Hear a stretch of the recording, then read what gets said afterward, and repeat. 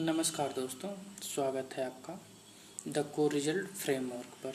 आज हम चर्चा करेंगे कुछ समाज में जो लोग बोलते हैं कि नहीं भाई, धर्म गुरु हमें बताते हैं सही राह पे चलने के लिए और सारी चीज़ें एक सिस्टम तरीके से करने के लिए, ताकि समाज की व्यवस्था बनी रहे, उसमें किसी प्रकार की अव्यवस्था न फैले।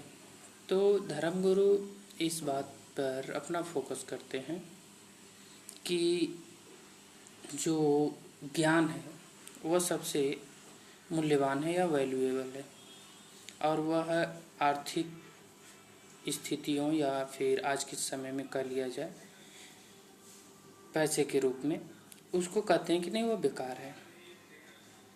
तो मैं यह कहता हूँ कि जब किसी को पैसा मिलता है तो वह बहुत सहेज के रखता है, यानी वह मूल्यवान है, वैल्यूएबल है।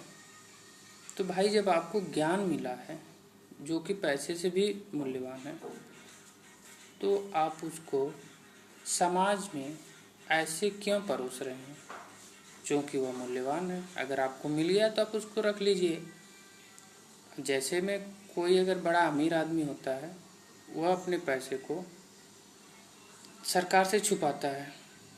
अगर सरकार समझ जाएगी कि नहीं इसके पास ज़्यादा पैसा है, तो वह उस पर टैक्स लगाएगा। तो कहने का मतलब है कि पैसा ज़्यादा मूल्यवान है।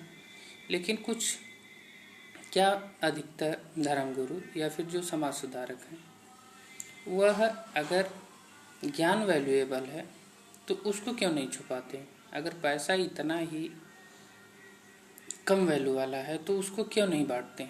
ज्ञान की जगह पैसा बांटो ना। अगर पैसा कम वैल्यू का है, ज्ञान ज़्यादा वैल्यू का है, तो उस ज्ञान को आप अपने अंदर ही रखो।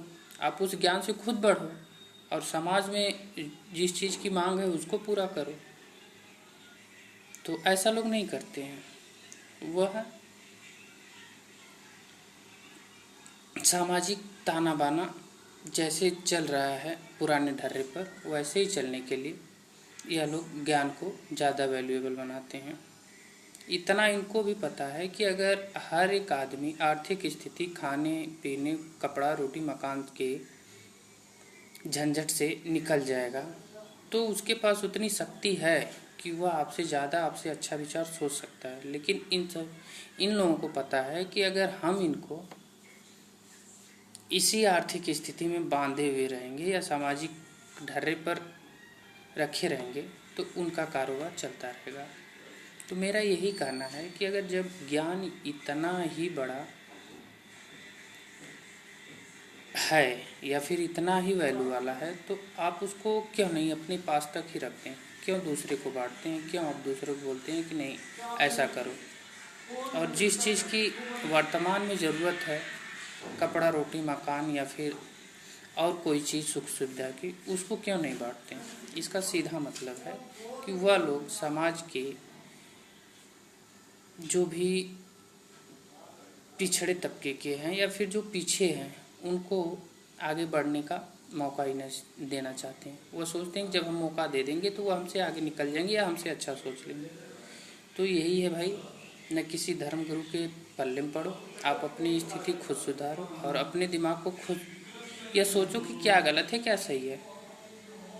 आप जिस भी धर्म के हैं, आप उस धर्म के हिसाब से चलिए, कोई दिक्कत नहीं है। लेकिन जो आपका गुरु है उसके पास भी वही दिमाग है, वही आपके भी पास है। लेकिन उस गुरु को कभी आप बोलिएगा कि आपकी स्थिति में रहकर वह वैसा प्रवचन सुना सकता है या वैसी बातें उसके दिमाग में आएगी? कभी नहीं। जब वह खाने की जिद्दोजहद में उलझा रहेगा कि नहीं शाम को क्या बनेगा, सुबह क्या खाएंगे, तो उसकी सारी ज्ञान धरी की धरी रह जाएगी। ठीक है, कभी इस विषय पर और गहरी चर्चा करेंगे। फिलहाल के लिए आज के लिए इतना, फिर अगले वीडियो में मिलते हैं। कमेंट जरूर करिएगा।